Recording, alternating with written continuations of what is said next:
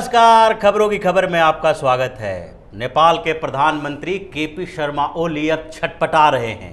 अब वो भागते फिर रहे हैं। पार्टी की बैठक करने से इतने डरे हुए हैं कि अब वो संसद के सत्र को बीच में ही छोड़ दिए और जो बजट सत्र चल रहा था उसमें जो सत्र को बीच में ही खत्म कर दिया उन्होंने। और इसके लिए न तो अपने पार्टी के नेताओं से संपर्क किया और न ही पीठासीन अधिकारी जो दोनों सदनों के हैं उससे संपर्क किया और बीच में ही सत्र खत्म कर दिया। इसको लेके वहाँ संवैधानिक संकट का दौर चलने लगा है और उनके जो विरोधी हैं प्रचंड साहब, उन्होंने इसके लिए राष्ट्रपति से मुलाकात भर कर ली है। राष्ट्रपति विद्या देवी भंडारी से मुलाकात करने के बाद कई मामलों पर चर्चा हुई और ऐसा लगने लगा है कि अब केपी शर्मा ओली पूरी तरह से समझ गए हैं कि नेपाल के कम्युनिस्ट पार्टी उन्हें सत्ता से बेदखल कर देगी।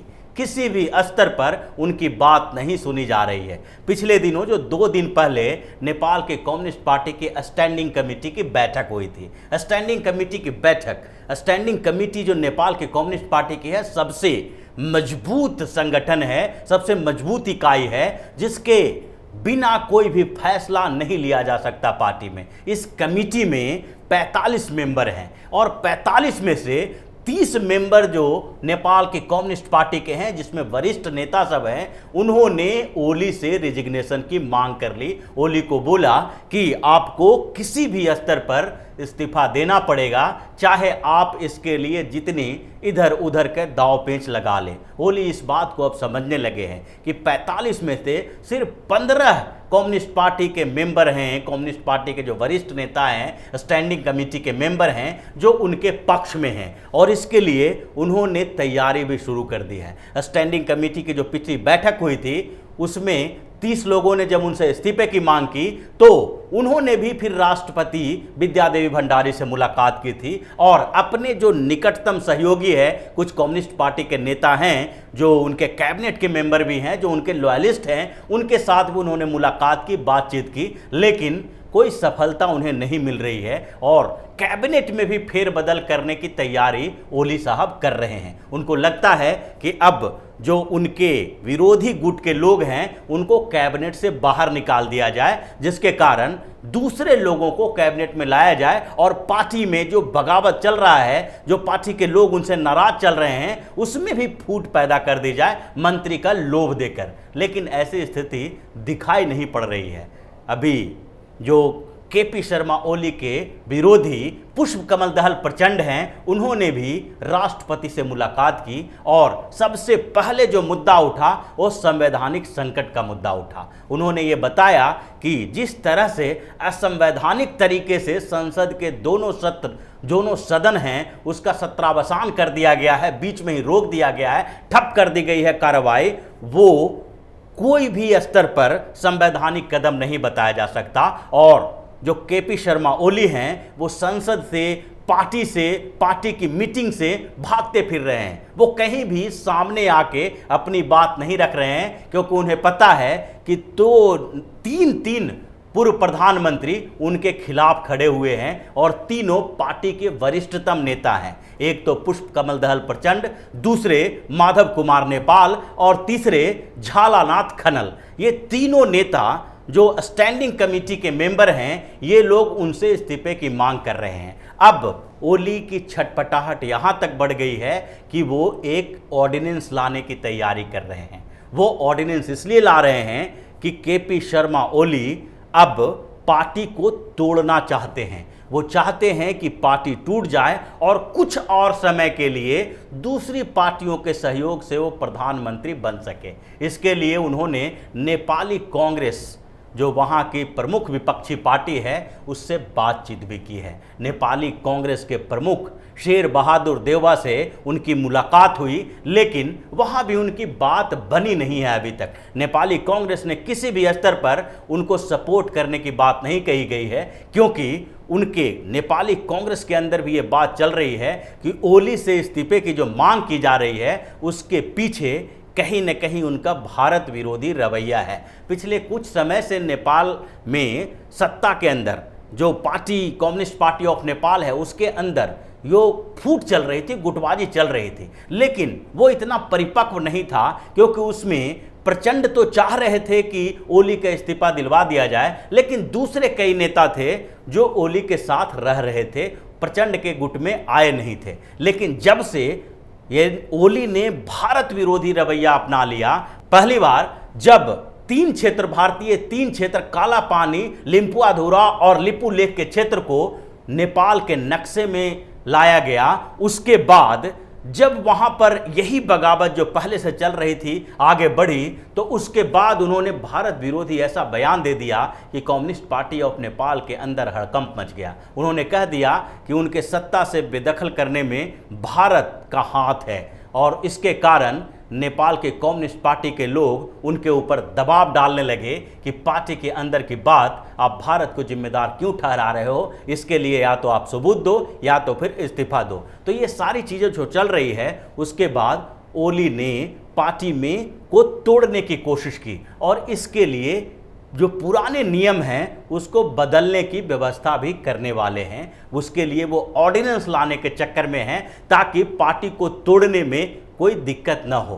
पार्टी को तोड़ने की ज़रूरत पड़ी है ओली को, और वो तभी संभव हो सकता है जबकि पहले के नियम में बदलाव किया जाए। पहले जो अभी तक वहाँ पर जो नियम हैं नेपाल में, उसके अनुसार अगर किसी पार्टी में विभाजन करना है, उसमें उसको तोड़ना है, तो उसके लिए हाउस ऑफ रिप्रेजेंटेटिव में उसके जितने मेंबर हैं उसका 40% मेंबर उसके साथ होना चाहिए। दूसरी तरफ उसके साथ साथ जो सेंट्रल एग्जीक्यूटिव कमेटी होती है पार्टी की, उसके भी 40% मेंबर दूसरे गुट के साथ होना चाहिए। अगर ये दोनों के 40% मेंबर विद्रोही गुट के साथ होंगे तो वो पार्टी तोड़ सकते हैं। लेकिन ओली को ये लगता है कि 40% मेंबर तो हमारे साथ है नहीं दोनों जगह के, इसलिए वो इसके खिलाफ एक संविधान संशोधन करना चाहते हैं। और ये संविधान संशोधन में उन्होंने इस बात का जिक्र किया है, ये संविधान संशोधन करके वो करना चाहते हैं इसमें बदलाव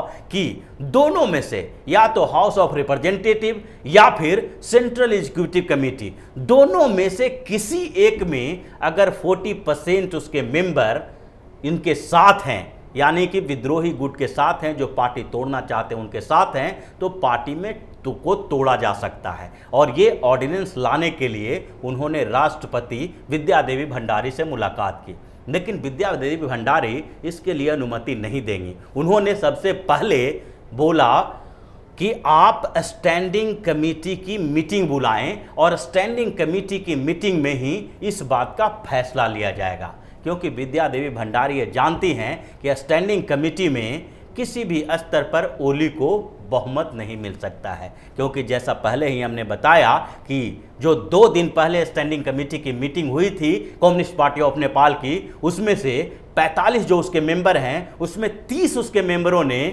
ओली से रिजिग्नेशन की मांग की थी। मात्र 15 सदस्य जो उनके हैं उसी का समर्थन ओली को मिला था। अब विद्यादेवी भंडारी इसी बात को समझ रही हैं और ये मुद्दा उठा रही हैं कि ऑर्डिनेंस तभी लाया जा सकता है जबकि आप पहले स्टैंडिंग कमेटी की मीटिंग बुलाएं, वहां से ये पारित करवाएं, कम से कम पार्टी को कॉन्फिडेंस मिले। क्योंकि विद्यादेवी भंडारी और जो विद्रोही गुट अभी हैं, नेपाल के विद्रोही गुट जो ओली से रिजिग्नेशन मांग रहे हैं, उनका जो नेता हैं प्रचंड साहब, उनके बीच पहले से ही अच्छा संबंध था। जब नेपाल के कम्युनिस्ट पार्टी की दोनों गुट का मर्जर हो रहा था 2018 में, तो उस समय जो प्रचंड की पार्टी और ओली की पार्टी दोनों एक तो हो गई थी, लेकिन ओली और प्रचंड दोनों को उसका को चेयरमैन बनाया गया था नेपाल की कम्युनिस्ट पार्टी का। और उसके बाद जब ओली को प्रधानमंत्री बनाया गया तो प्रचंड ने अपने व्यक्ति को चुनना शुरू कर दिया कि राष्ट्रपति किसे बनाया जाए, और प्रचंड के गुट ने ही विद्यादेवी भंडारी को नेपाल का राष्ट्रपति बनाया था ताकि पार्टी के अंदर एक बैलेंस बना रहे।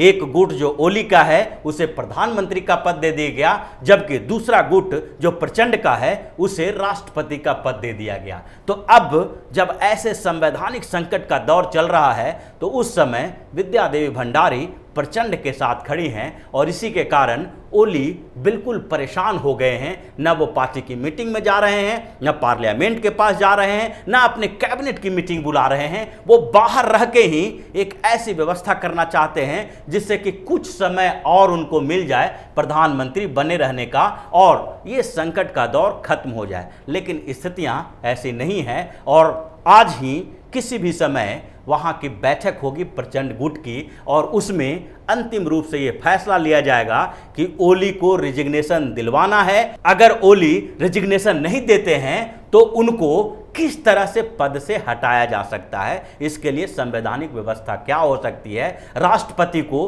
कौन कौन से सबूत सौंपने होंगे जिसके आधार पर वो ओली को प्रधानमंत्री के पद से बेदखल कर सकें। तो ये सारी व्यवस्थाएं अब चल रही है और ओली अब कुछ दिन के मेहमान हैं, कुछ दिन तक ही प्रधानमंत्री के पद पर रह पाएंगे, क्योंकि जिस तरह से उन्होंने चीन के समर्थन में भारत विरोधी रवैया अपनाया है उसके कारण उनकी कुर्सी अब बचने वाली नहीं है। वो किसी समय रिजिग्नेशन उनको देना पड़ेगा और चीन की सारी जो व्यवस्थाएं थी, चीन का सारा प्रयास था, वो विफल हो गया है। अब चीन किसी भी स्तर पर नेपाल की कम्युनिस्ट पार्टी में हस्तक्षेप नहीं कर पा रहा है, उसको एकजुट रखने की कोशिश तो कर रहा है लेकिन हर जगह पर विफल हो रहा है। अब चीन का नाम सुनते ही कम्युनिस्ट पार्टी ऑफ नेपाल के लोग भड़क जाते हैं, क्योंकि चीन ने भारत और नेपाल के बीच जो दूरियां बढ़ाई है उसको पाटने का एक और एक मात्र रास्ता है, वो है ओली को इस्तीफा दिलवाना। तो इसी तरह की खबरों के साथ फिर से हाजिर होंगे, तब तक के लिए बने रहिए हमारे साथ और देते रहिए हमें सहयोग ताकि इसी तरह की खबर हम आपके लिए लाते रहें। धन्यवाद।